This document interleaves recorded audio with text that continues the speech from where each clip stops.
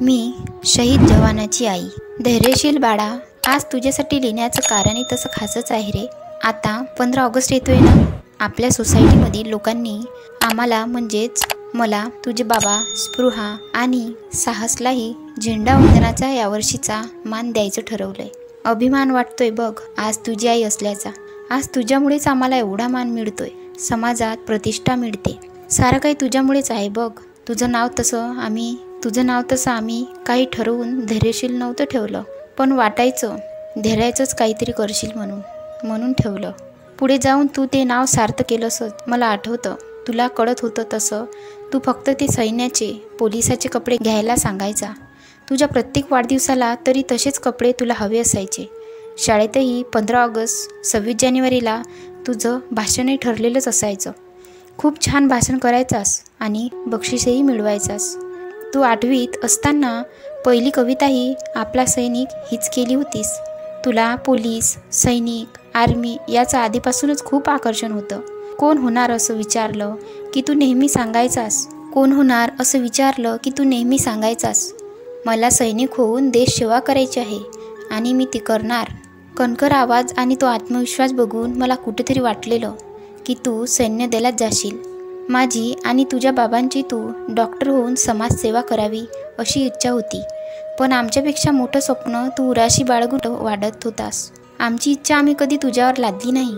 तू तुझा निर्णय 12वी नंतर आम्हाला सांगितलास आणि आम्ही तो मोठ्या मनाने मान्यही केला. तसं आपल्या घरात कोणीच सैन्यात नव्हतं, पण तुला जायचंच होतं.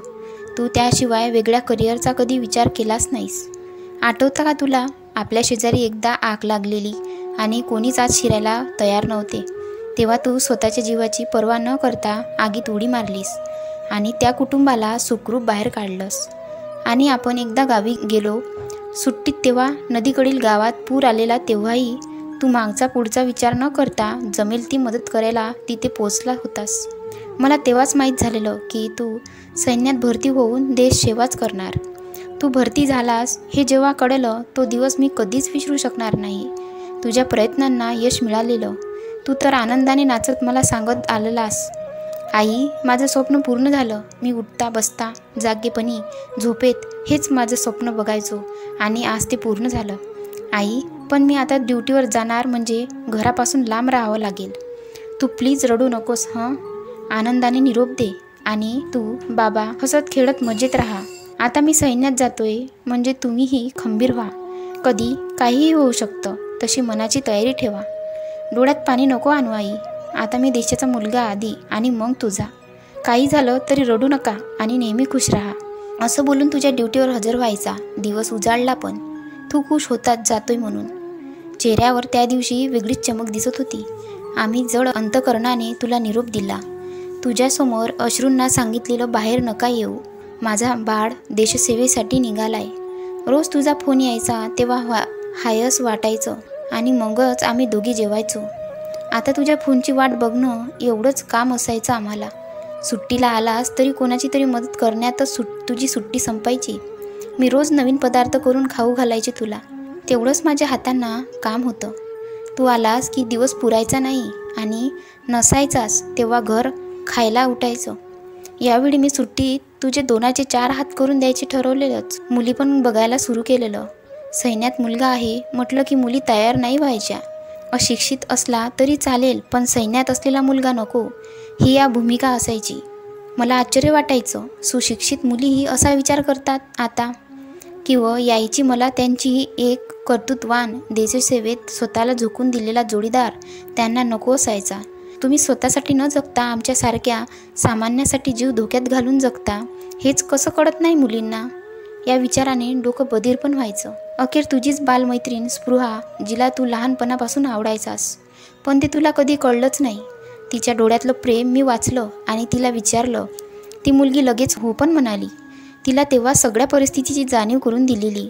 तिला बोललेले, परत विचार कर हवं तर.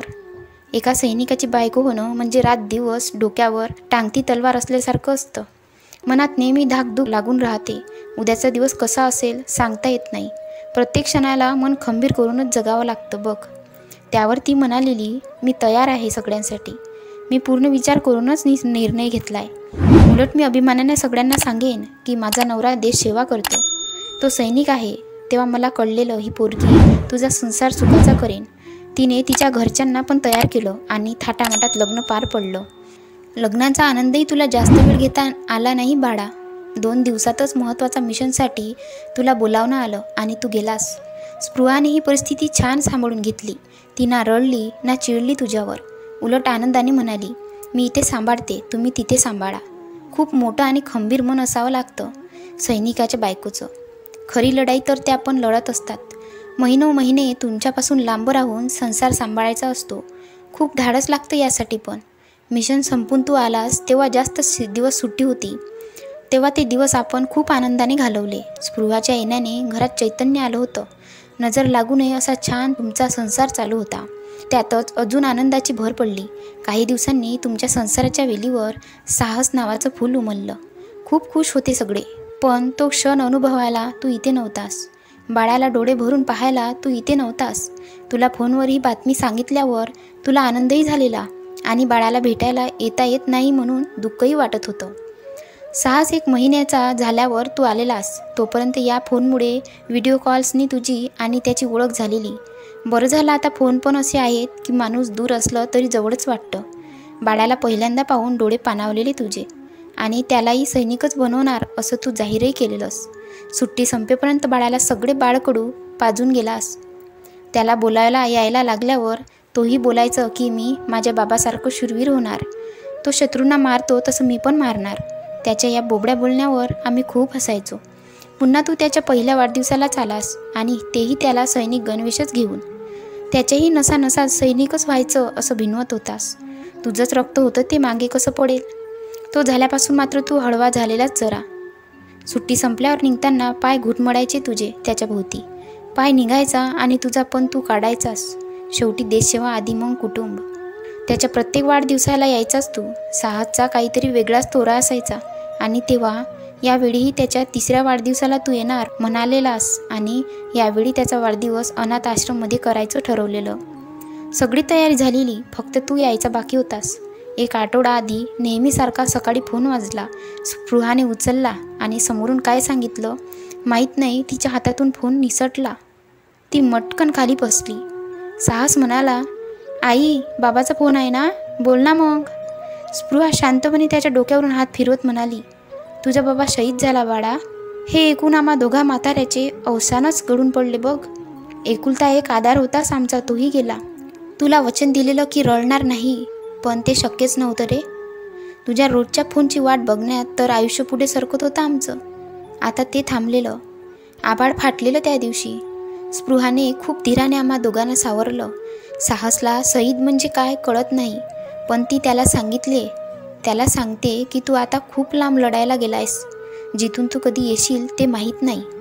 फार रडत बसलेलं तुला आवडायचं नाही, म्हणून तिघांनी स्वतःला सावरून ठरल्या दिवशी साहसचा वाढदिवस अनाथ आश्रमात साजरा केला.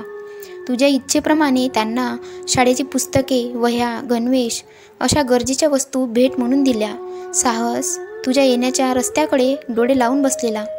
नादान पोरते, आशा असते त्याला की तू येशील. आम्ही त्याच्याकडे बघून जगतो आता. तू भरती झालास तेव्हा खूप जण मला म्हणायचे, काय तुमचा मुलगा एवढा हुशार तर डॉक्टर, इंजिनियर नक्की होईल. ते सोडून सैन्यात काय जातोय तो. तुम्ही पण काय त्याला नाही समजावत. किती कठीण असतं आणि भरोसा नसतो तिकडे जीवाचा. पण मला फरक पडत नव्हता.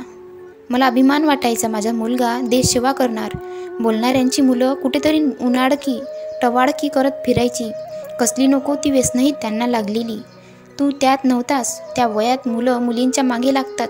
तू देशसेवेच्या मागे लागून स्वतःला समर्पित केलेलंस देशासाठी. तेव्हा तू मिळवलेल्या मेडल्सनी, दहशतवाद्यांना घातलेल्या कंठस्नानांनी, वरिष्ठांच्या प्रशंसेनेचं सडेतोड उत्तर तुझ्याकडे बोट दाखवणाऱ्यांनी दिलं. गर्व होता मला तुझा. तुझे बाबा तर छाती फुगून सगळ्यांना सांगायचे, मुलगा देशाचं रक्षण करतोय. त्याच्यासारखे हजारो जवान तिथे सीमेवर आहेत. म्हणून आज आपण रात्री शांततेत इथे झोपतोय. तेही तू गेल्यावर थोडे शांत झालेत, पण होईल हळूहळू सगळं नीट. तू काळजी करू नकोस. साहसला आम्ही शूरवीर सैनिकच करू. आम्हाला सर्वांना तुझा खूप अभिमान आहे. सगळ्यांना तुझ्यासारखं तिरंगा लपेटून मरण नाही येत रे. नशीबच लागतं त्यासाठी. मरावे पर कीर्तिरूपी उरावे हे वाक्य सार्थ केलंस.